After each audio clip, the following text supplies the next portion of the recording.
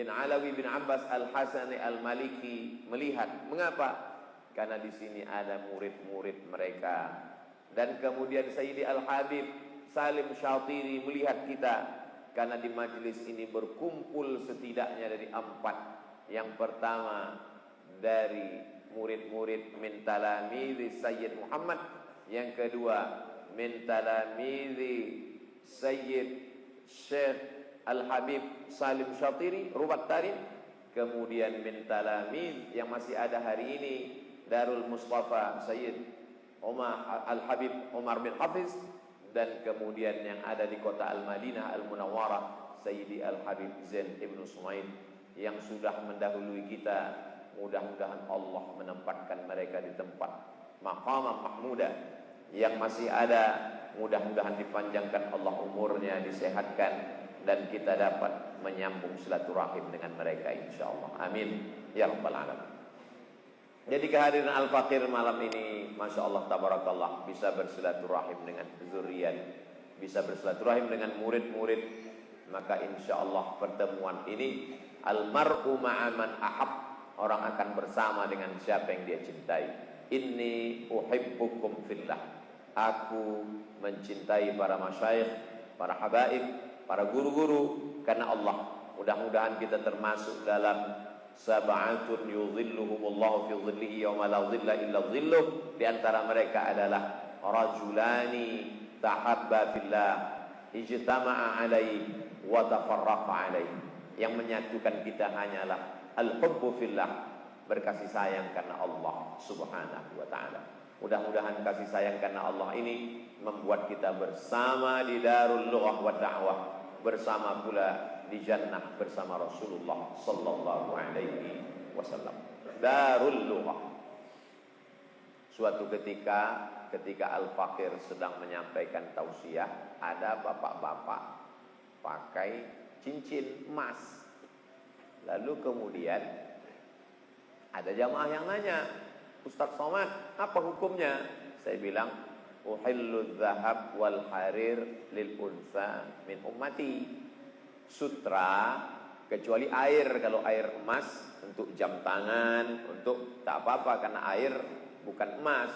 Tapi kalau ada, setahu saya nggak boleh.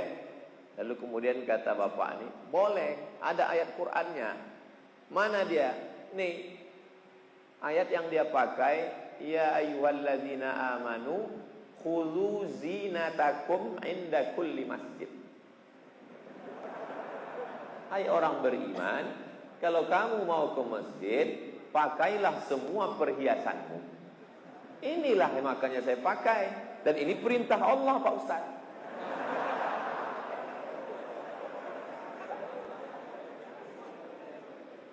Siapa yang bisa menjelaskan itu? Dia ini sudah jelas dhalla, dan dia akan adalla ke depan. Adalla ahlahu wa adalla auladahu wa adalla jiranan. Yakin dan percaya ini pasti tidak tamat dari Darul Lughah wa Da'wah.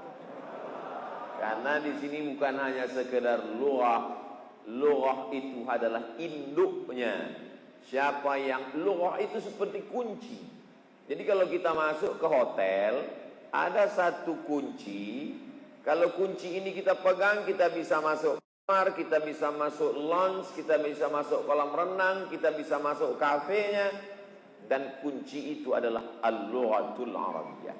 Jadi kalau kita punya kunci itu, masuk ke pintu tafsir, masuk ke pintu hadis, masuk ke pintu usul fiqh, masuk ke pintu fikih, masuk ke pintu mantik, masuk ke pintu apapun namanya, maka kalau sudah, dan kunci itu ada di sini, Darul Lughah.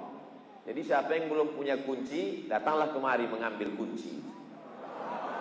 Jadi kalau ada yang nanya nanti, Abdul Somad itu dalam rangka apa itu? Jawabannya simple aja, dia lagi ngambil kunci. Bagi yang dapat fotonya bingung mau buat caption apa nanti, UAS sedang mencari-cari kunci. Karena kalau sudah dapat kuncinya, insya Allah akses. Jadi ketika Al-Fakir baru sampai ke Mesir tanggal 5 September tahun 1998, Ini kakak-kakak kelas lagi sedang iklan. Yang pertama iklan, kalian anak-anak baru mau ngambil fakultas apapun nanti setelah pulang ke Indonesia tetap akan ditanya halal, haram, makruh, sunat, sunat muakkad, mazhab. Maka pilihlah fakultas syariah. Mau ahli tafsir, mau ahli hadis, kalau ceramah tetap ditanya fikih. Maka ambillah fakultas syariah. Maka yang mau ngambil tafsir udah mulai goyang.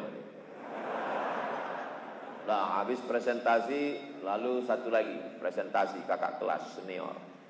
Walaupun kalian membahas tentang hukum halal haram, tapi semuanya tetap bersumber dari Al-Quran. Maka pilihlah jurusan tafsir. Wah, selesai. Presentasi satu lagi. Walaupun kalian hafal Quran, kalian tidak bisa melaksanakan sholat.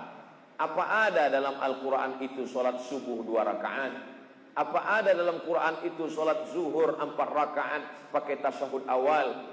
Itu semua ada dalam hadis. Maka pilihlah jurusan hadis. Yang satu lagi presentasi. Mau kalian jurusan fikih, mau jurusan tafsir, mau jurusan hadis, kalau nggak bisa bahasa Arab, semuanya nol besar. Maka kuncinya adalah lughah, darul lughah. Jadi adik-adik saya sekalian, saya sebetulnya kalau sebut santri-santri berarti saya merasa kiai. Kalau saya sebut anak-anak, rasanya masih terlalu muda. Jadi khairul, mohon maaf Habib, mohon maaf. Jadi khairul umuri awsatuha, kita ambil pertengahan, panggil Mas aja. Enggak, saya panggil adik. Jadi yang paling beruntung itu orang Medan datang ke kita Pasuruan atau Bangil? Bangil Pasuruan. Soal ini terjadi ikhtilaf. Kita tanya, Ustadz kemana? Saya ke Pasuruan. Enggak, Bangil katanya. Setelah saya cek, ternyata dua-duanya salah. Yang betul, Kabupaten Pasuruan, Kecamatan Bangil. Dua-duanya enggak paham. Sama dulu ketika di Mesir, orang-orang Mesir itu menyangka kami ini karena matanya agak-agak sipit, disangkanya Yaban, Yaban, kata dia. Dari Jepang, dari Jepang. Tanyanya ke teman saya, anta minal Yaban? La, min Tokyo. Tokyo itu ibu kota Jepang. Begitu juga lah kekhawatiran saya. Ini lagi-lagi gara-gara bahasa. Tidak memahami bahasa dengan baik. Ada mahasiswa, pengalaman Al-Fakir ketika sedang mengajar dulu di kampus. Ustaz, kata dia, ya, menurut saya jilbab itu nggak wajib. Siapa yang mau silakan, yang nggak mau nggak apa-apa. Kamu dapat dalil dari mana? Ini dari Al-Quran. Coba bacakan ayatnya. Ya ayyuhan nabi, qul li azwajika wa banatika wa nisa